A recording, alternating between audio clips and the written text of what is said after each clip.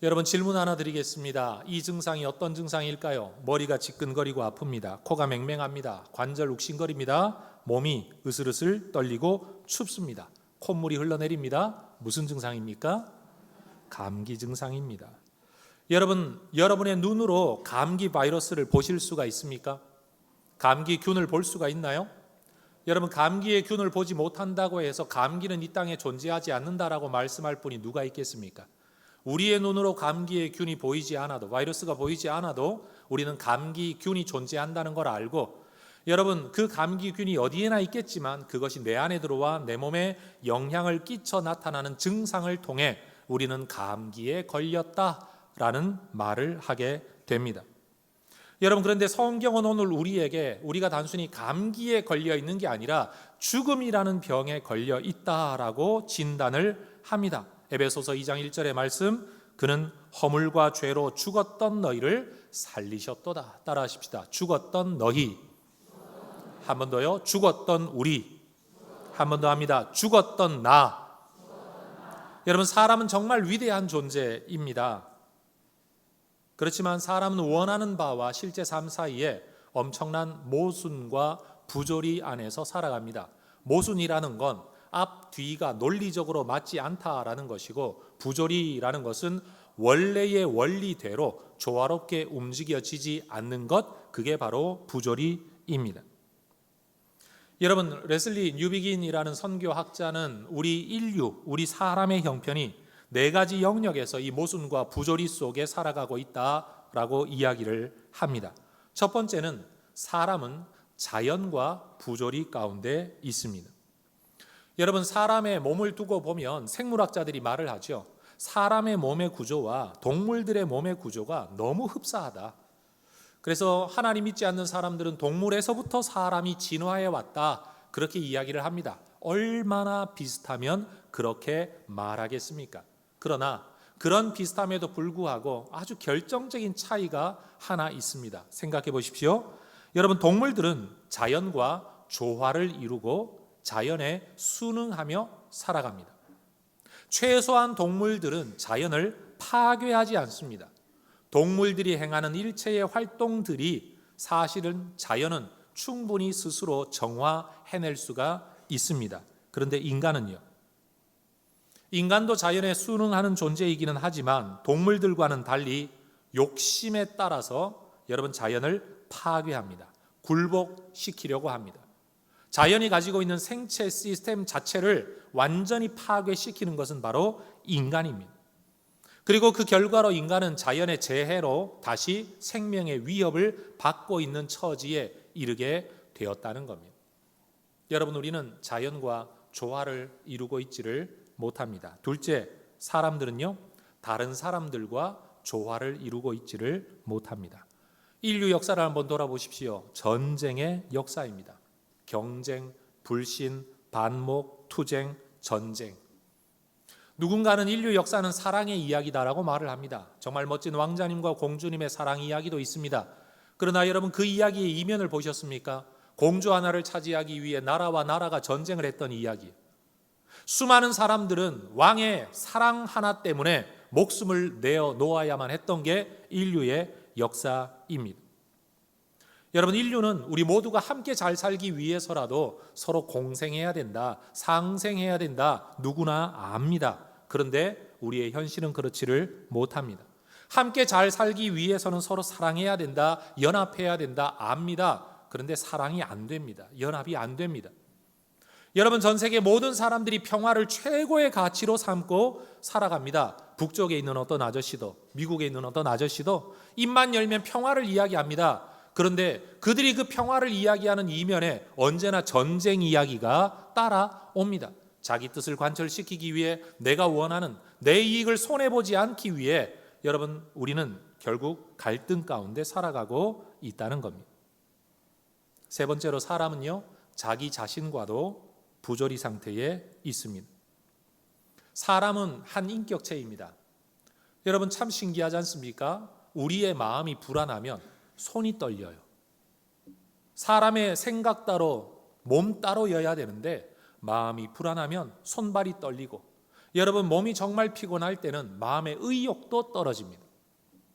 여러분 그래서 우리는 사람은 몸, 혼, 영 이것이 단절되어 있는 존재가 아니라 알 수 없는 신비한 방법으로 연합되어 있는 하나의 통일체다. 이것이 우리가 가지고 있는 사람에 대한 이해입니다.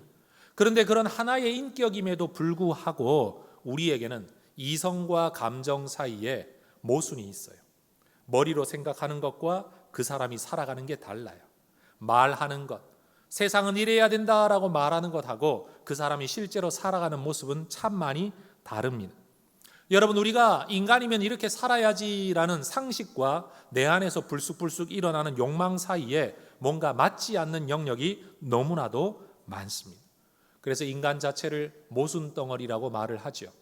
어쩌면 이러한 인간의 모습이 우리 인간 세상의 철학을 발전시킨 이유가 되었는지도 모릅니다. 사람이 도대체 뭐냐? 안다는 게 뭐냐? 산다는 게 뭐냐? 여러분 모든 인문학의 발전이 저는 이 인간의 모순성에서 나온다는 생각을 해요.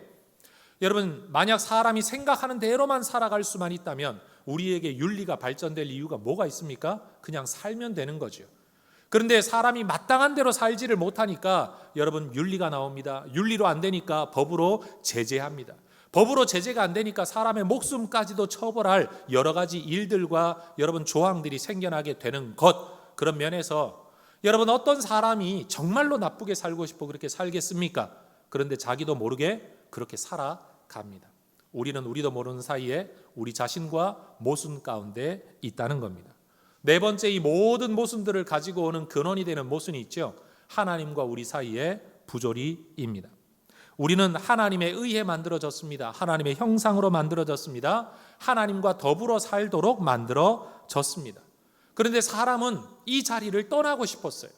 하나님에 의해 지음받았는데 하나님과 관계를 끊고 싶었어요. 하나님의 형상으로 지음받았는데 하나님의 뜻대로 살고 싶지 않은 거죠. 하나님과 더불어 살기를 하나님 원하셨는데 사람은 하나님과 더불어 살기를 원치 않았습니다. 여러분 마치 자기의 발을 베어버리는 어떤 사람처럼 도끼로 나무 밑둥을 잘라버리는 것처럼 우리는 우리의 존재의 근원인 하나님으로부터 우리 자신을 스스로 잘라버렸습니다. 마음껏 살 수 있을 줄 알고 행복할 줄 알고 내 뜻대로 살면 진짜 인간다운 삶을 살아갈 줄 알고 그런 결정을 했다는 겁니다. 그런데 여러분 이후로 사람은 자기 한계를 느껴서 하나님을 찾고 싶은데 하나님을 찾을 길이 없습니다. 하나님께로 가는 길을 잃어버리고 만 겁니다. 여러분 뭐라도 연결되어 있을 때는 그 연결고리를 통해 만났는데 그 모든 것들을 끊어버리고 나니까 이제는 어디에서 자기 멋대로 살다가 보니까 어디에서 하나님을 만날 수 있는지 어떻게 하나님을 만날 수 있는지 알지 못하는 겁니다. 하늘을 향해 하나님 있으면 나와보라고 외쳐도 그 하나님 만나기 위해 산꼭대기에 올라가고 바다 앞에 가서 빌어도 하나님을 만날 길이 없는 겁니다. 하나님으로부터 완전히 떠나버린 인생이 되고 만 거죠. 여러분 우리의 인류가 이 네 가지 부조화 상태에 있다는 것을 여러분 동의하실 수 있습니까? 자연과 타인과 나 자신과 하나님과. 만약 이런 증상이 특정인에게만 나타난다면 제 말이 틀렸을 겁니다. 그러나 이 땅에 존재하는 어떤 시대, 여러분 어떤 인종과 나라와 어떤 사람이라도 이 영역에서 자유롭지를 못합니다. 바로 죽음의 질병인 거죠. 우리는 살아가고 있다고 생각을 했습니다. 그런데 지금 이 이야기를 들어보니 살기는 살지만 제대로 못 살고 있다는 걸 알게 되죠. 여러분 감기 걸렸다고 죽지는 않습니다. 당장 물론 심각한 감기가 또 다른 죽음의 이유가 되기는 하지만 일상적인 감기가 우리를 죽음에 이르게 하진 않습니다. 그러나 여러분 감기 걸려보시면 정상적인 삶이 안 됩니다. 콧물이 줄줄 흘러내릴 때 여러분 냄새를 맡도록 기능해야 할 코가 제 기능을 다하지를 못합니다. 심각한 열병에 걸리면 여러분 음식의 맛을 느끼지를 못합니다. 그것이 인생의 즐거움이었고 쾌락이었고 그것조차 열심히 살았는데 뭘 먹어도 만족이 되지 않는 겁니다. 여러분 뭘 먹으면 몸의 상태가 좋지 않으면 여러분 몸에 탈이 납니다. 죽은 건 아닙니다. 망가진 건 아닙니다. 그런데 제 기능을 못하고 있다는 사실이에요. 성경은 이런 것들을 일컬어 죽음의 증상이라고 말을 한다는 거죠. 하다못해 감기 하나에 걸려도 제 기능을 다하고 있지 못한데 여러분, 우리가 죽음이라는 병에 걸려 있으니 어떻게 우리가 제 기능을 하겠습니까? 사랑해야 되는 줄 아는 대상도 사랑 안 됩니다. 남편과 아내 사랑해야 되는 줄 알지요. 근데 사랑이 안 돼요.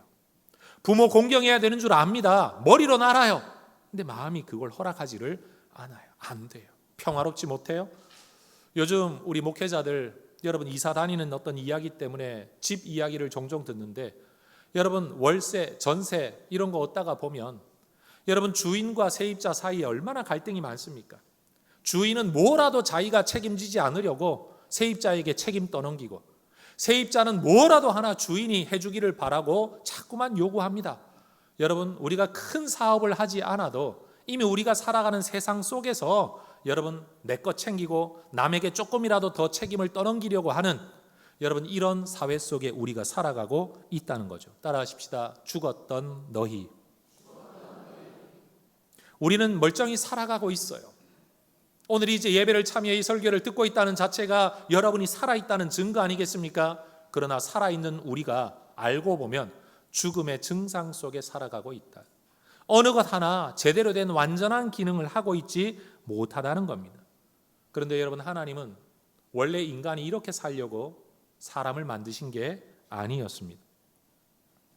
하나님은 우리가 살아가는 모든 환경과 피조 세계를 인간을 위협하도록 만드신 게 아니라 인간이 살아갈 수 있는 최적의 환경으로 만드셨습니다. 하나님이 세상을 만드실 때도 순서를 보십시오. 인간 중요하니까 먼저 만들어 놓고, 야, 먹을 거 만들 때까지 며칠 기다려라. 야, 네가 거주할 수 있도록 땅 만들 때까지 너 공중에 떠 있어라. 이러지 않으셨습니다.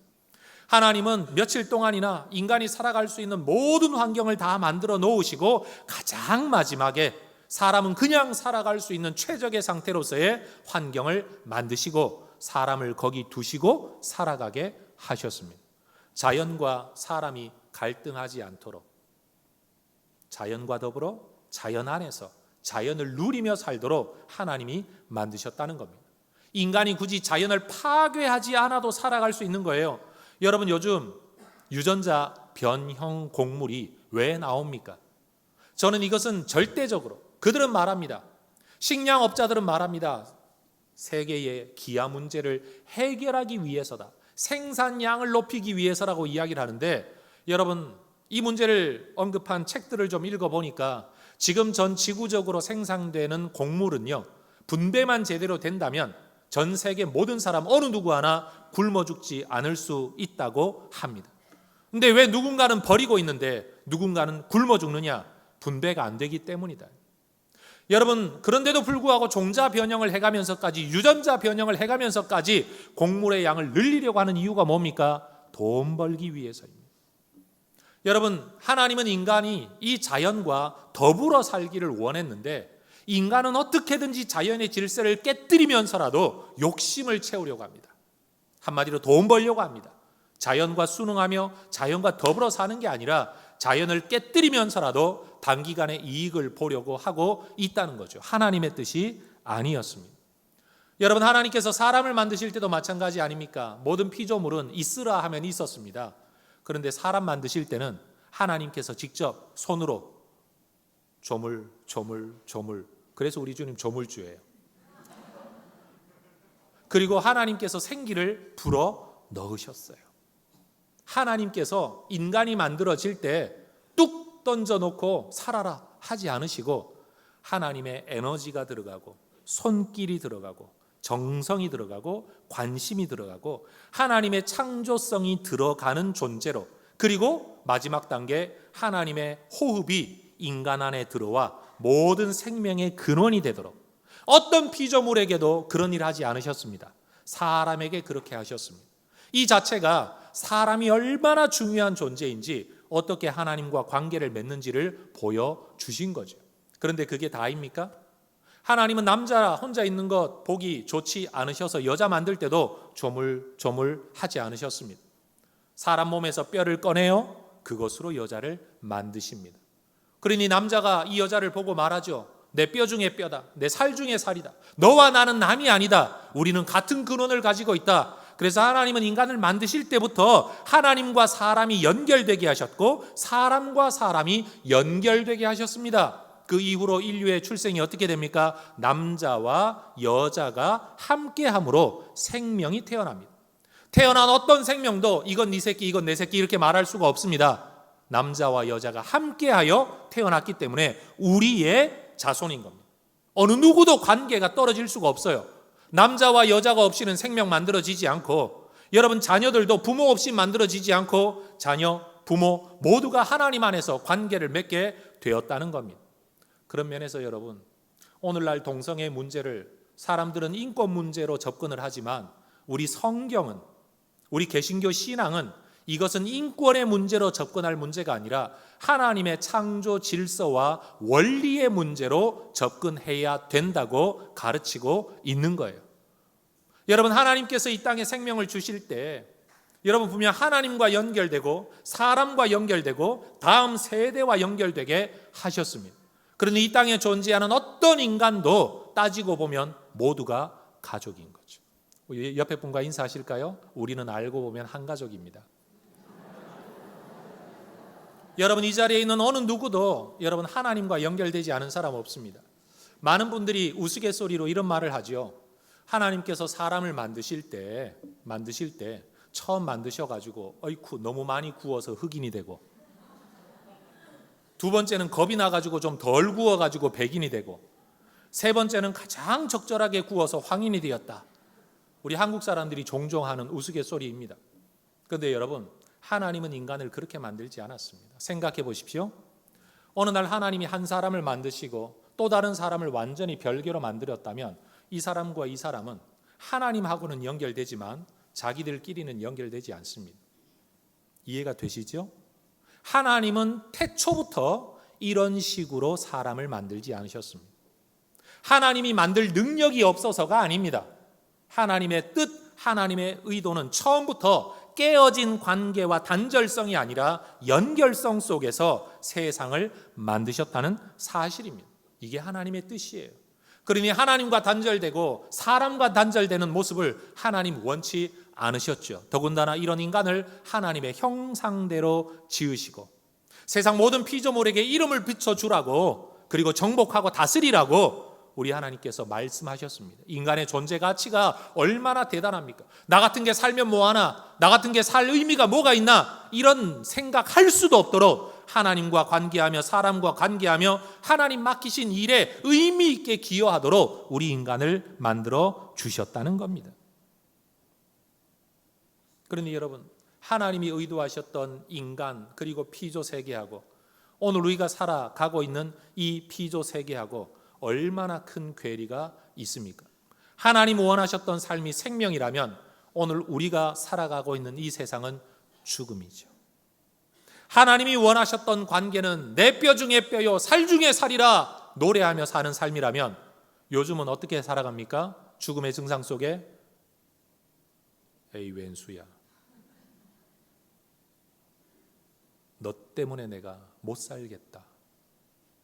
여러분, 살고는 있지만 그것은 생명이 아니라 죽음인 겁니다. 여러분, 하나님의 이런 놀라운 계획이 이렇게 죽음에 이르게 된 이유가 무엇입니까?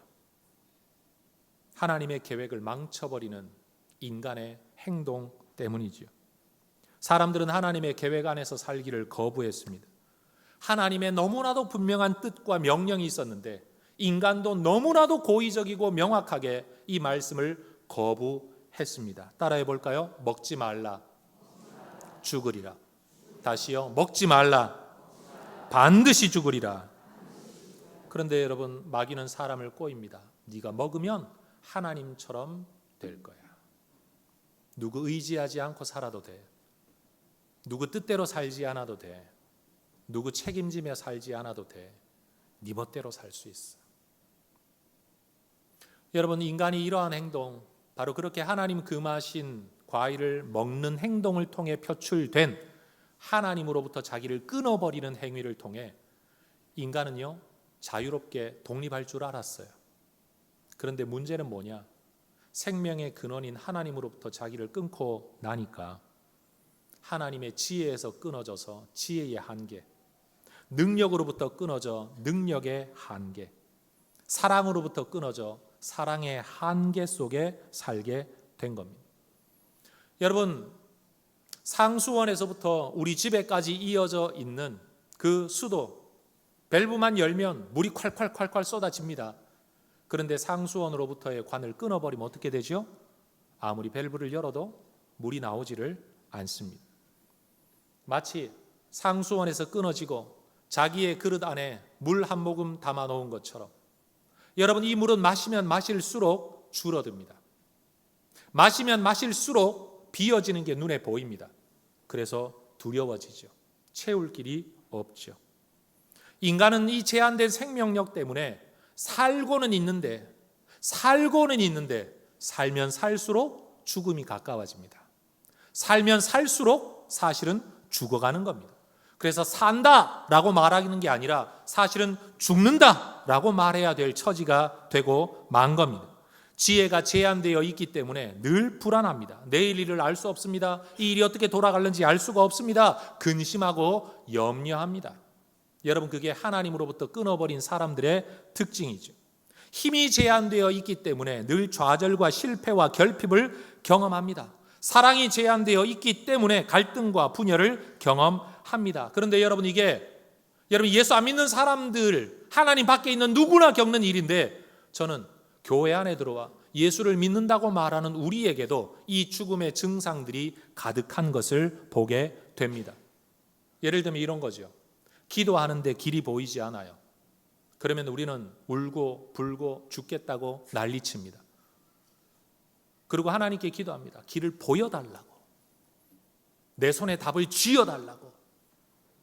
이 땅을 사는데 돈과 지혜와 능력이 필요합니다. 그래서 우리는 하나님께 기도합니다. 돈 주십시오, 능력 주십시오, 영향력을 주십시오, 내 손에 쥐어 주십시오.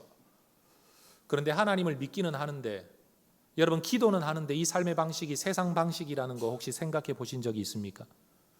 사도 바울은 이런 방식으로 살지 않았습니다. 예수님도 이런 방식으로 살지 않았습니다. 예수님은 내 손에 돈이 없더라도 하나님이 나를 보내셨고 하나님이 내 삶을 책임지실 거라고 믿고 평안하게 사셨습니다.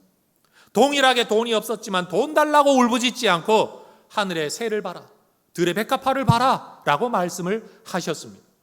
여러분, 우리는 지혜가 없다고 지혜 있어야 된다라고 이야기합니다. 심지어 우리는 아이들에게 이야기하죠. 교회에서 설교도 그렇게 하죠. 청소년들에게 말하기를 열심히 공부해라, 능력이 있어야 하나님 쓰시지 않겠냐, 유력한 자 되어야 된다, 네가 공부도 안 하는데 하나님이 너를 쓰시겠냐 등등의 이야기를 합니다. 그 배우의 사고방식은 뭡니까? 내가 내 그릇을 채워야만 쓰임받을 수 있다는 거 아닙니까? 이 빈 그릇에 뭐라도 채워야만 네가 살아갈 수 있다라고 이야기하는 것 아닙니까? 그런데 신앙의 본질은 네 빈 그릇을 채우는 데 있는 게 아니라 하나님과 연결되는 데 있다. 이 사실을 우리가 말하지 않는다는 거예요. 진짜 예수 믿는 자의 삶이 뭡니까? 오늘날 교회도 마찬가지 아닙니까? 돈 없고 예산 없고 재정 없으면 벌벌 떠옵니다. 불안해합니다.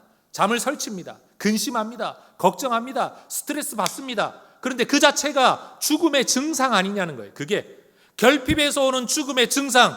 그런데 하나님 안에 들어와서도 그 죽음의 증상을 붙들고 여러분 끙끙 씨름하고 있는 그 모습을 우리 하나님은 기뻐하시지 않습니다. 네 손에는 없지? 없어. 너는 죽음 속에 살아가고 있어. 그러나 기억해라, 네가 하나님 앞에 뿌리를 내리면 하나님이 필요를 따라 너를 채워 주실 거다. 내 손에 쥐고 있는 것으로 안정감을 얻는 것이 아니라 하나님으로 말미암아 안정감을 얻는 것, 여러분 그게 믿음 아니겠습니까? 내 안에 얼마나 많은 자원이 비축되어 있느냐, 이것을 안정감으로 삼는 죽음의 증상 속에 살아가는 존재가 아니라 내가 하나님과 연결되어 있다는 사실로 만족하며 살아가는 것. 요즘은 그런 때가 별로 없지만 옛날에는 물 끊어지는 단수 때가 있지 않습니까? 단수 언제부터 언제 됩니다. 그러면 여러분 집안에 있는 온 그릇이란 그릇, 여러분 거기에 다 물을 받아 놓지 않습니까? 조금이라도 더 받아 놓아야 먹든지 씻든지 쓰든지 할 수 있으니까요. 조금이라도 더 채워놓는 사람들. 그런데 여러분, 언제나 물이 끊어지지 않는다고 확신하는 사람은 그릇에 물을 받아 놓을 이유가 있습니까? 없습니까? 있습니까? 없습니까?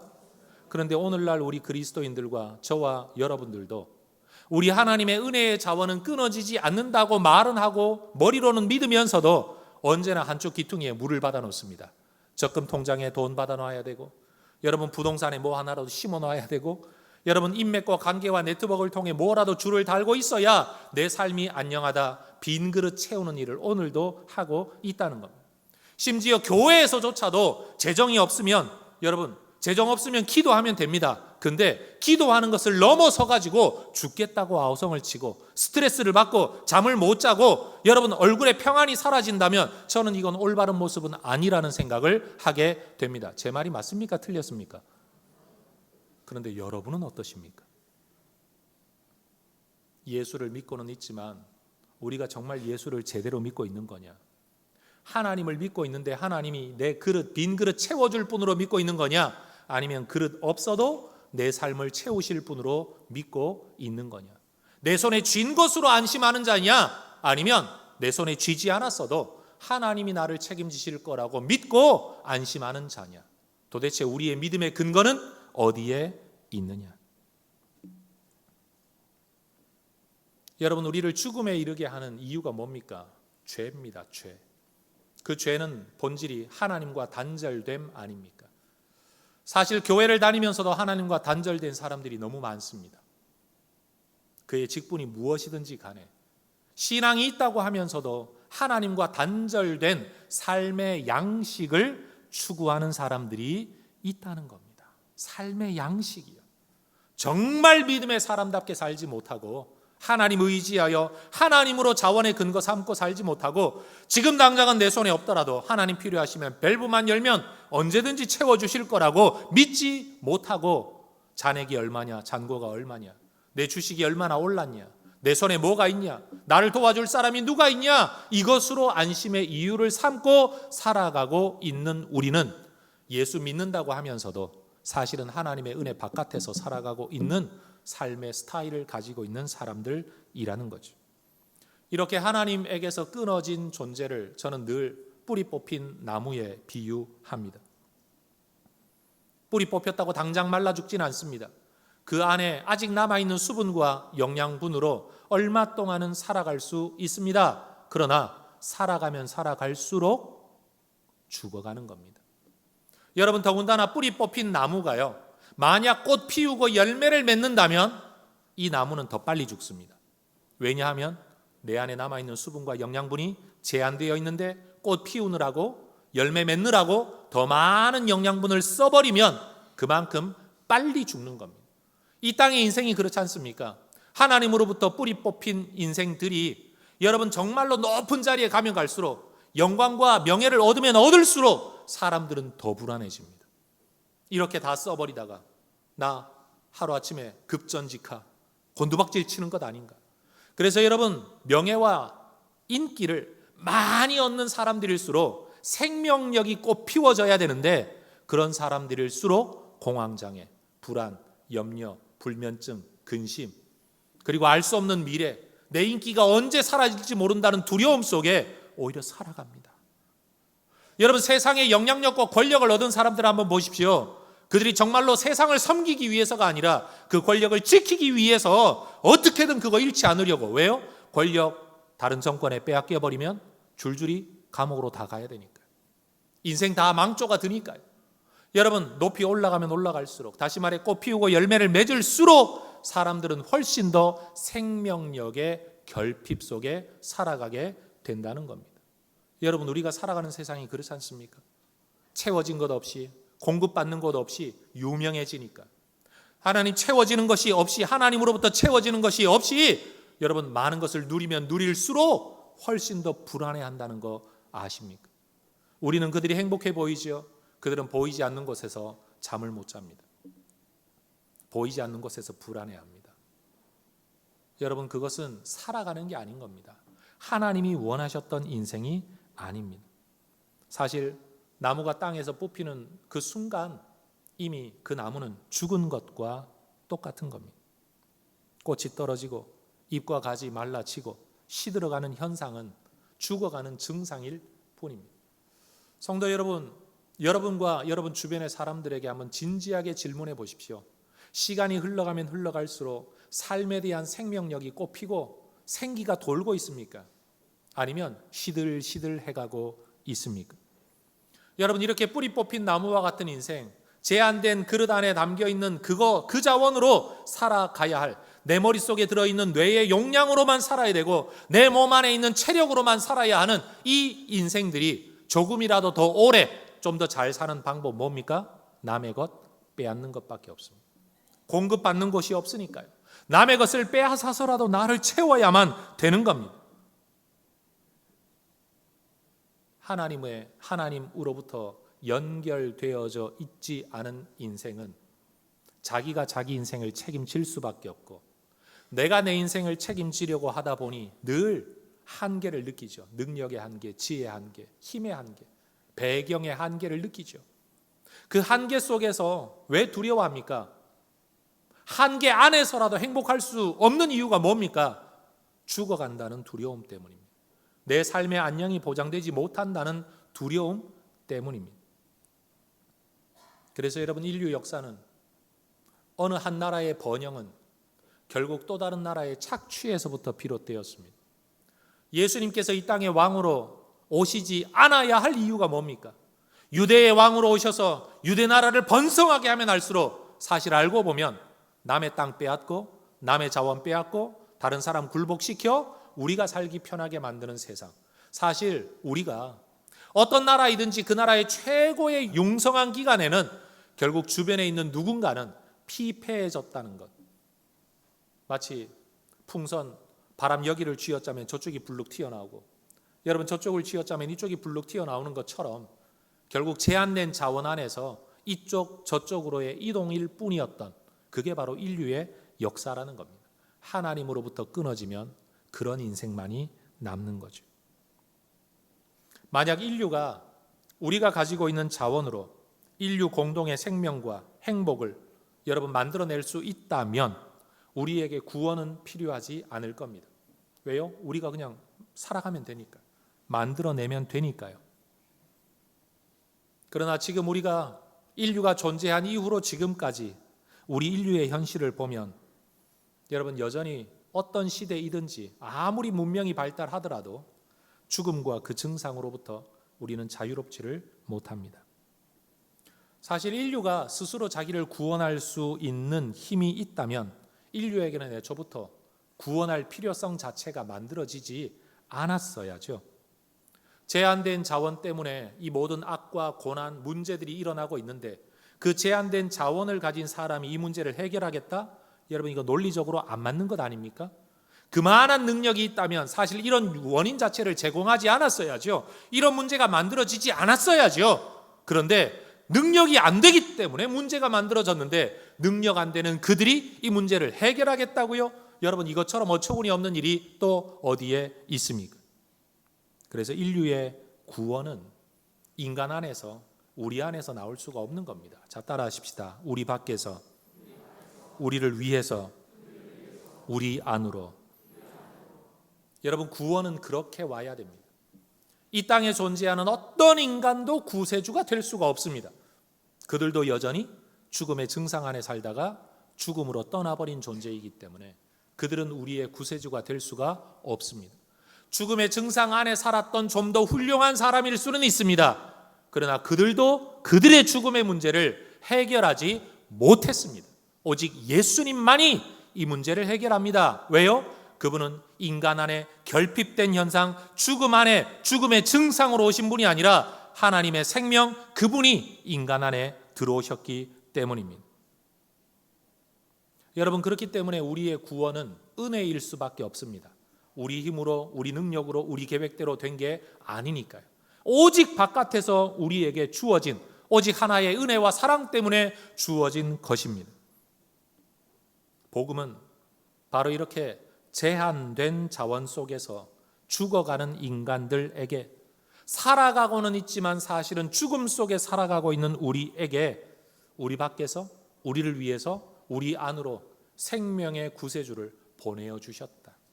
쉽게 말하면 하나님 나라로부터 우리에게 상수도를 연결해 주시는 일이다. 그게 바로 예수님이라는 겁니다. 여러분, 사진에 보고 있는 이 선수는 미식축구 선수입니다. 팀 티보라는 사람이에요. 여러분, 이 사람은 정말로 질 수밖에 없는 경기에서 정말 열심히 뛰어서 경기에 역전으로 이겼어요. 많은 사람들이 난리가 났어요. 그런데 이 선수는 한 귀퉁이에서 한쪽 무릎을 꿇고 꿇은 무릎 위에 손을 얹어 이마에 대고 기도했습니다. 하나님의 은혜를 감사하며. 여러분, 떼약배달에서 운동하는 대부분의 선수들이요, 눈부심을 방지하기 위해 야구 선수들은 선글라스를 끼기도 하지만 여러분, 대부분의 눈부심을 방지하기 위해 눈 밑에 검은색의 테이프를 붙이든지 색칠을 합니다. 검은색이 빛을 흡수하니까. 그래서 눈부심을 방지하는 거죠. 그런데 이 선수는요, 자기 눈 밑에 요한복음 3장 16절, 여러분, 검은색 테이핑 위에다가 여러분 그걸 써놨어요. 지금은 이 선수가 미식축구 선수가 아니라 이제는 야구 선수로 또 전향을 해서 활동하고 있습니다. 이 선수는 사실은 선교사님의 아들입니다. 내가 비록 운동선수로 이 땅을 살아가고 있지만, 내가 하는 일은 운동이지만 내가 전해야 할 소식은 예수님의 이야기다. 여러분, 그래서 운동 가운데 종교적인 색채를 드러내기 너무 힘드니까, 허용하지 않으니까 여러분, 자기 딴에는 머리를 쓰고 써서 만들어낸 요한복음 3장 16절. 여러분, 16절과 17절 말씀 같이 한번 읽어볼까요? 읽습니다. 시작. 하나님이 세상을 이처럼 사랑하사 독생자를 주셨으니 이는 그를 믿는 자마다 멸망하지 않고 영생을 얻게 하려 하심이라. 하나님이 그 아들을 세상에 보내신 것은 세상을 심판하려 하심이 아니요 그로 말미암아 세상이 구원을 받게 하려 하심이라. 우리 하나님은 우리에게, 죽음의 증상 속에 살아가고 있는 우리에게 남의 것 빼앗아야 조금이라도 내가 더 살 수 있다라고 생각하는 우리에게, 내 것을 채우지 않는 이상 안녕을 얻을 수 없다고 생각하는 우리에게 하늘로부터 생명의 물줄기를 내려주셨습니다. 누구든지 이제 우리 인격의 뿌리를 예수님에게 내리기만 하면, 이제는 밸브만 열면 하늘의 자원이 우리에게 쏟아져 들어오게 하셨다는 겁니다. 자기 아들을 아끼지 아니하고 우리에게 내어주신 분이 어찌 다른 모든 것들을 너희에게 선물로 주시지 않겠느냐? 여러분, 우리 주님께서 우리에게 하시는 말씀입니다. 여러분, 이 땅의 모든 인생이 죽음에 이르는 병에 걸려 있습니다.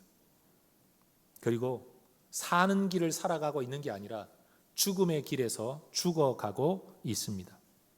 이것은 하나님이 원하시던 바가 아니었습니다. 하나님은 우리가 하나님의 생명 속에 살아가기를 원하십니다. 예레미야 29장 11절은 말씀합니다. 같이 읽어볼까요? 여호와의 말씀이니라. 너희를 향한 나의 생각을 내가 아나니 평안이요 재앙이 아니니라. 너희에게 미래와 희망을 주는 것이니라. 하나님은 우리에게 불안이 아니라 평안을 주시는 분입니다. 하나님은 오늘 먹으면 그 다음 내일 어떻게 해야 되냐 두려워하는 미래 없는 인생이 아니라 미래 있는 인생이 되기를 원하고 계십니다. 여러분, 나이가 들어가면 들어갈수록 여러분의 삶에 뭐가 소망이고 무엇이 희망입니까? 어른들 말씀합니다. 특히나 하나님 모르는 분들은 말합니다. 그저 죽는 날 기다리는 것 외에 뭘 더 할 수 있겠습니까? 머리는 흐려져 가고 있고 몸에 기운 빠져가고 있고 돈 떨어져 가고 있고 주변 친구들 다 죽어가고 있고 노친내 취급받고 있는 내게 무슨 희망과 무슨 소망과 무슨 즐거움이 있겠냐고들 말씀들을 하십니다. 살아가고 있지만 사실은 죽음이죠. 죽음. 그러나 하나님은 그런 우리에게도 미래를 주십니다. 죽음이 끝이 아니다. 돈 없는 게 끝이 아니다. 네 지성과 지력이 떨어지는 것, 지혜가 떨어지는 것, 그거 어쩔 수 없는 죄 지은 인간의 현실이지만 그게 끝이 아니다. 하나님은 우리에게 평안과 미래와 희망을 주십니다. 여러분, 성경, 신약 성경을 보면 하나님의 나라는 먹고 마시는 데 있는 게 아니고 이 세상에 썩어 없어질 때 있는 게 아니고 아무리 먹어도 또다시 배고픈 거기에 있는 게 아니고 의와 평강과 희락이다 라고 말씀하셨습니다. 여러분, 왜 의로운 삶을 살아갈 수 있습니까? 핍절한 삶, 제한된 삶, 죽음 안에 살면요, 뿌리 뽑힌 삶이 되면 남의 것을 빼앗아야 내가 살 수 있으니까 그게 불이 아닙니까? 그러나 하나님을 공급처로 삼고 살아가면 남의 것 빼앗지 않아도 하나님께서 우리의 삶을 지켜주실 줄 믿습니다. 그래서 의로운 삶을 살아갈 수 있습니다. 여러분, 평강할 수 있습니다. 기뻐할 수 있습니다. 세상은 내 손에 쥐지 않으면 불안해합니다. 기쁨이 없습니다. 그러나 우리는 내 손에 쥐지 않아도 하나님께서 내 삶에 연결되어 계시기 때문에 여러분, 우리는 기뻐할 수 있습니다. 항상 기뻐하라, 쉬지 말고 기도하라, 범사에 감사하라. 이게 왜 가능합니까? 이 명령이 불가능하다면 왜 하셨겠습니까? 가능하기 때문에 말씀한 것 아니겠습니까? 왜 가능합니까? 하나님과 연결되어졌으니 가능하다. 성도 여러분, 저는 우리 모두가 이 하나님의 생명 안에서 살아갈 수 있기를 소망합니다. 죽음의 증상 붙들고 살면서도 나 예수 믿는다, 하나님 나 이 불안에서 건져주십시오, 그게 아니라 하나님, 내가 지금 죽음의 증상 안에 있지만 나는 없다는 사실과 궁핍하다는 사실에 마음 빼앗기지 아니하고 내가 하나님께 뿌리 내리고 있다는 사실에 주목하겠습니다. 여러분, 여기에서부터 신앙이 시작되는 겁니다. 여러분, 예수 잘 믿는 분들의 간증을 들으면 야, 하나님 만났다, 하나님이 복 주셨다, 막 대박이다, 내 인생에 꽃이 핀다, 하나님이 내게 꽃 피게 하셨다, 열매 맺게 하셨다, 이야기를 들으면 우리 인생은 정말 한심스러워 보이죠. 나는 뭔가. 그런데 여러분, 생각하십시오. 이제 막 싹을 틔우기 시작한 어떤 씨앗은 아직 꽃 피지도 못하고 열매 맺지는 못해도 살아 있습니다. 땅에 심기워져 시간만 흘러가면 언젠가는 꽃 피고 언젠가는 열매 맺게 될 겁니다. 물론 빨리 꽃 피고 싶을 수 있습니다. 그러나 생각해 보십시오.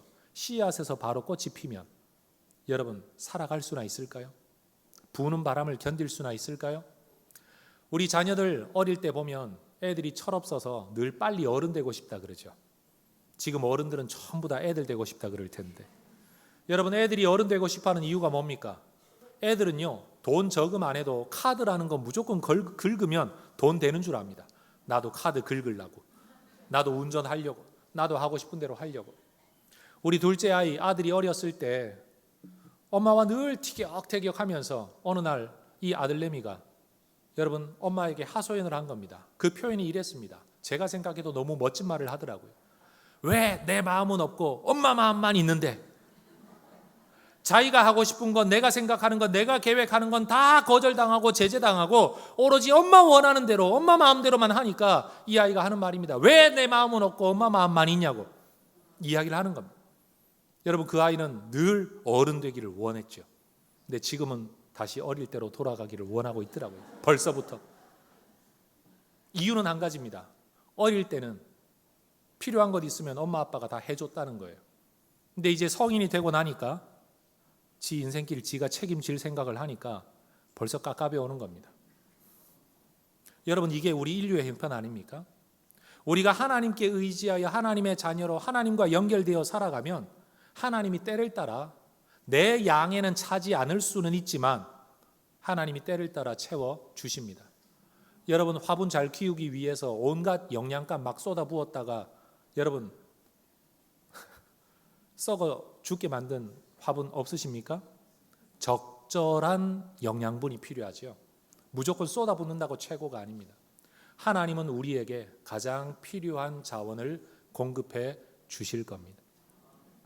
우리의 직분이 무엇이든지 예수 믿은 연수, 교회 다닌 연수 말고 내 영적 상태가 어디인지 알 수는 없지만 여러분, 우리가 이 예수를 구세주로 믿고 받아들이면 우리는 이제 싹 틔우기 시작한, 언 땅에 싹 틔우기 시작한 존재입니다. 당장 열매 맺지 못하고 꽃 피우지 못하더라도 때가 되면 우리 하나님께서 우리를 통해 엄청난 생명의 잎, 생명의 꽃, 생명의 열매를 맺게 하실 줄로 믿습니다. 여러분, 죽음 안에서 살지 말고 생명 안에서 사시기를 축복합니다. 교회 나와서 눈물로 기도한다고 해가지고 그게 다 믿음 좋은 거 절대 아닙니다. 내가 지금 무엇 때문에 눈물 흘리고 있나, 내 손에 없다는 것 때문에 눈물 흘리고 있다면 나는 교회 안에 들어와, 예수 안에 들어와, 하나님 안에 들어와 여전히 죽음의 증상 속에 살아가고 있는 사람인 거예요. 오히려 어떤 면에서 보면 약간의 푼수가 돼야 돼요. 손에 쥐는 것 없고 가진 것도 없는데도 불구하고 행복하게, 기뻐하며 감사하며 사도 바울이 그렇게 말하지 않았습니까? 부한데나 낮은 데나 메이즈나 자유했거나 나는 어디서나 나는 자족하기를 배웠다. 하나님 날 채우실 거다. 우리 옆에 분에게 이런 인사 한번 하십시다. 하나님 안에서 푼수가 되십시다. 자, 반대편 보고 한번 인사합니다. 하나님 안에서 푼수가 되십시다. 여러분, 하나님께 뿌리 내리면 하나님이 책임지십니다. 그러나 하나님으로부터 뿌리를 잘라버리면 우리 인생은 내가 책임져야 합니다. 어떤 인생 살기를 원하십니까? 결정하십시오. 기도하겠습니다.